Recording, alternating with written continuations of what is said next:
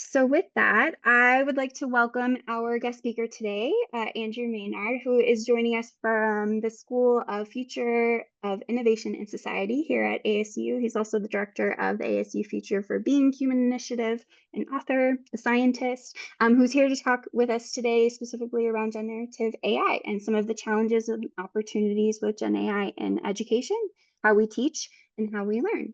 So welcome, and I will turn it over to you.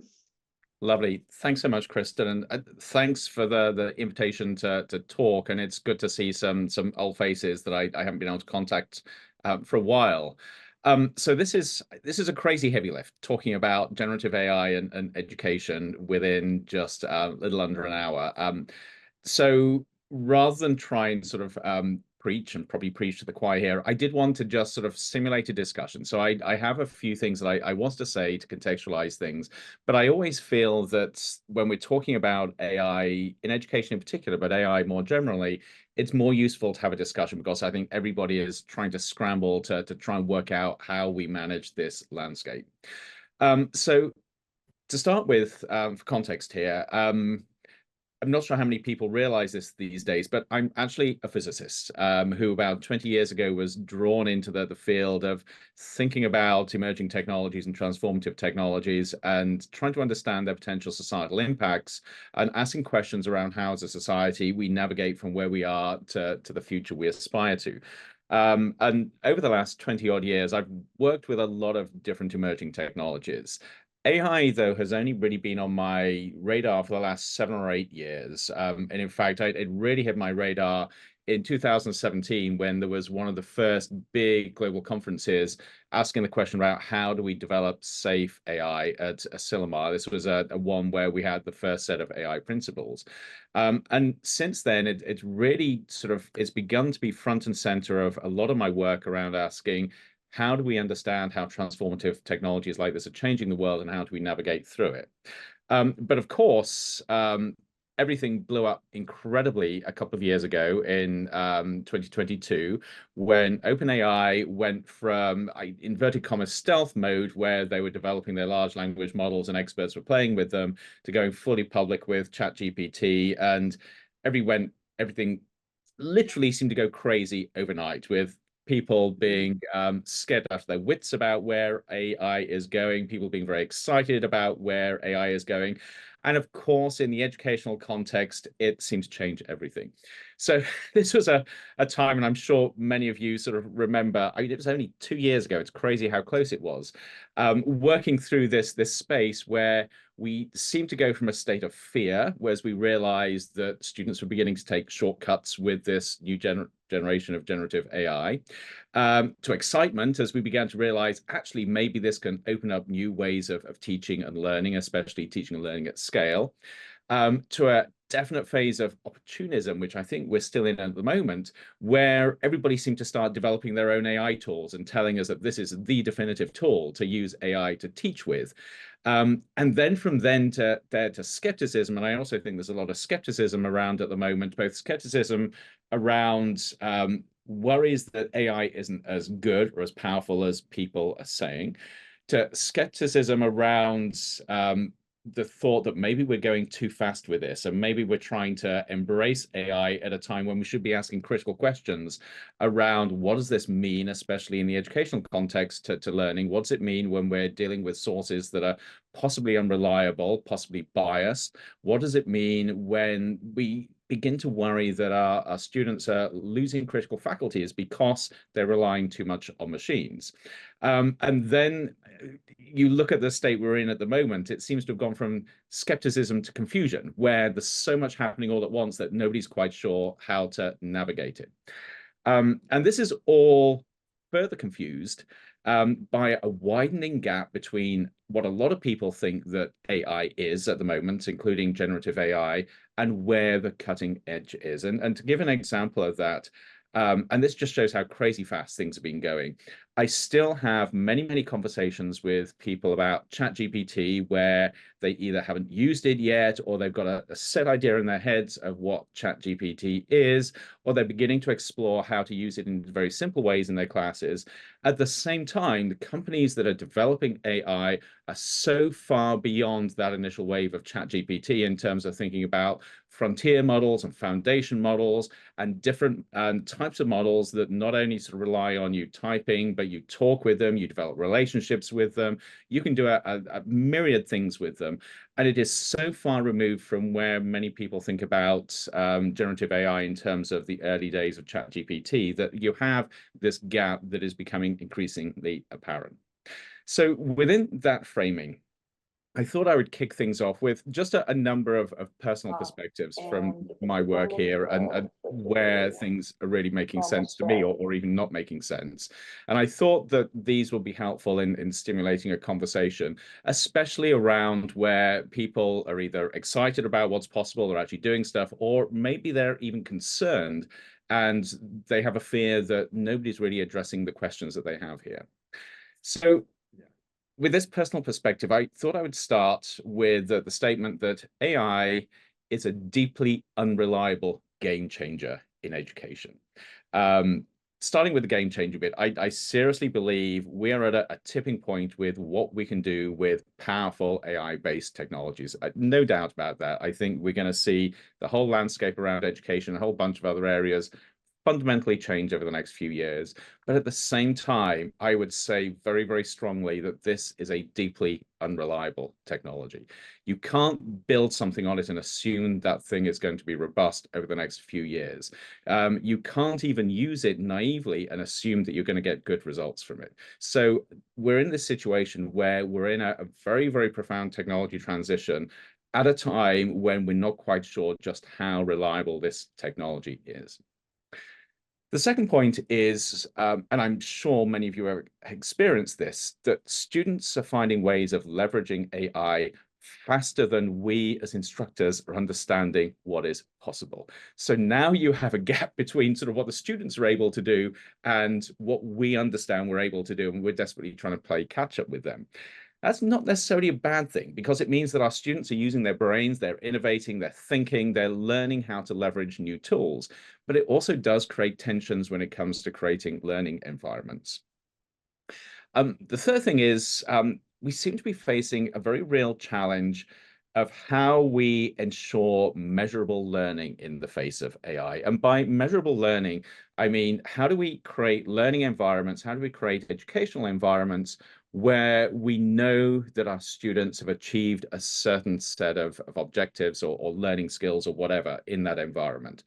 And I say that from the simple stuff where we talk about students taking shortcuts with assignments with artificial intelligence, all the way through to understanding sort of how they're really learning and where they're just sort of emulating learning by bringing AI in.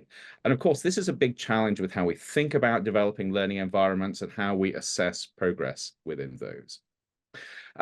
Going on from there, I think it's really important to note, and this is my fourth point, that generative AI is already well beyond the point where students are simply using a single prompt to ask it to say write essays or complete assignments. And this goes back to this idea that there is a widening gap between where some people think generative AI is and where it actually is.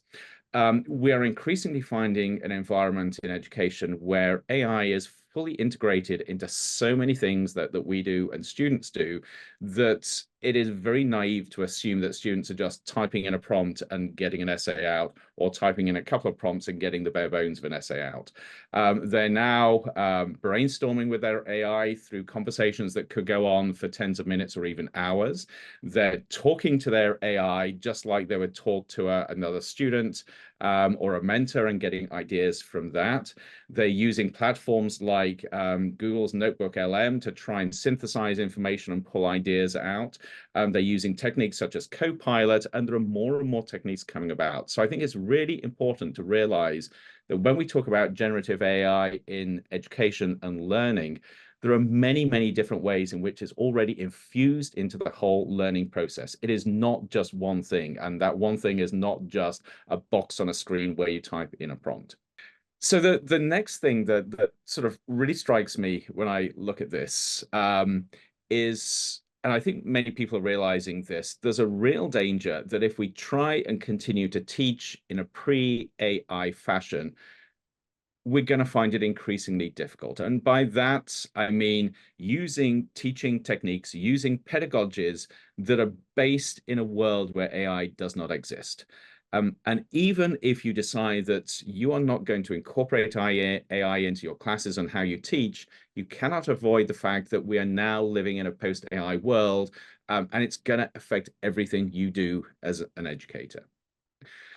So moving on from there, and if you look at this idea of living in a post-AI educational world, it's very, very clear that one thing that AI and generative AI in particular is doing is forcing us to go back and re-examine what we're trying to achieve through learning and education. And we've seen this as students begin to take shortcuts with assignments in particular. It's forcing us to think about, if we are teaching a class, what is it that we want our students to know or to be able to do at the end of it? Forget about this idea of the purpose of a class is just to complete assignments and get a grade. And I know people intellectually don't think about that, but practically that's often how things pan out. It's down to, what do we truly want to achieve with our students? And how are we going to get there? What are the best tools available in this post-AI world to allow us to get there? And again, if we don't think in that way, we run into serious problems, because we create an environment where we almost force students to take shortcuts because the pedagogy we're using doesn't match the environment that students are actually living and working in. So within that context, the exciting thing is that there are a growing number of ways in which AI can be used to create those learning environments. We're already seeing it, and you look at some of the stuff that that ASU is doing in terms of building those tools. But here, I would say one of the things that has really struck me is it's not the formal tools that institutions and companies are developing that are most exciting. It's looking at how people are innovating in very creative ways in how they use AI in the classroom. And I think the most exciting stuff is when you have an instructor that just starts off by asking, what do I want to achieve with these students in this class, within this context? And then how can I use very creative approaches on my own to develop a learning environment that suits my particular purpose? And if you look at the suite of off-the-shelf AI tools that we have at our disposal, things like ChatGPT, NotebookLM, and others, there are incredibly creative ways in which those can and are being used. So that's the exciting bit of this. But there's also a downside to that. And that comes to this idea that AI is a deeply unreliable tool at the moment. And I say it's unreliable both because we don't fully understand how it works. We don't understand the challenges within the technology, and those go all the way from hallucinations to bias to a bunch of other things, including how the technology changes over time. And I'll give you an example of that. If you're relying, say, on ChatGPT, OpenAI's platform, and you have, say, a set of assignments that rely on students using ChatGPT, and then OpenAI make a slight tweak to the system, you've now got a tool that is not behaving as you thought it was going to behave as you set the assignment. So that's one aspect of reliability. And as a result of that, I think there's a growing need, and I would say a very, very urgent need, for both instructors and students to fully understand both the limitations of these tools so they can understand how to use them effectively. In effect, I think that any form of AI that's used in education at the moment should come with a huge warning label that basically says, don't use this until and unless you understand the limitations of what you're using and how you're actually using it. And as part of that, this touches on quite a bit of work that I do around the idea of responsible innovation, asking, if you've got a new tool or you're innovating or being creative, how do you think about doing that in responsible ways? And to me, any use of AI in any form in learning has to be approached through that lens of responsible innovation, asking, what are the benefits here? What are the consequences of what I'm doing? And how can I ensure that those consequences are not going to overshadow the benefits that I'm trying to achieve? And there are many different ways of approaching that. But I think without that framing and that landscape, it's very easy to be sucked into the idea that AI is wonderful. It's going to solve all our problems. We just need to go as fast as we possibly can. And in fact, I would argue here that going as fast as we can without thinking about potential downsides is exceptionally dangerous. With that, I have one final point in my sort of rather sort of random sort of thinking through what is relevant and interesting and important here. And that is this realization that AI tools are changing on a weekly basis, and AI capabilities are changing on a weekly basis. Anybody that's following this will know that almost every day there's a company that have come up with a new platform for, say, video generation or image generation, or ways of working with different documents, ways of synthesizing them. Even just this last week, anybody that's used Notebook LM, Google's platform, which is a really interesting platform where you put in a bunch of stuff, whether those are documents, audio files, videos, or whatever, and it can allow you to interact with them. And one of the really interesting aspects of this is you can create an audio summary, which is effectively a podcast between two AI hosts, incredibly convincing. But they've just this week updated that, so you can now give these artificial intelligence hosts instructions on how they're going to dive into the material you've got. And the reason I bring this up is that this is part of the game-changing unreliability, because the capabilities of AI are changing so rapidly. It is incredibly exciting for any educator that wants to be creative in the classroom and find new ways of ensuring that their students or your students achieve the goals you set out for them to achieve. But at the same time, it only works if you're plugged into what is changing each week. So you can understand how the tools that you're already using are actually changing and getting better or worse, but also understanding what is new on the block.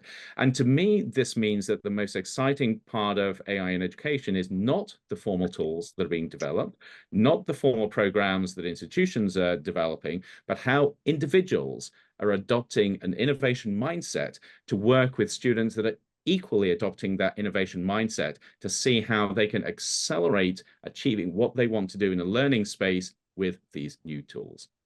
So with that, I'm actually going to sort of stop talking and open it up to questions. But I did want to sort of see things with one question as we go into this. And that is, riffing off that last point, how do we ensure an effective learning environment when things are shifting so fast in the AI space? And with that, I'm going to stop talking and see whether we've got any questions.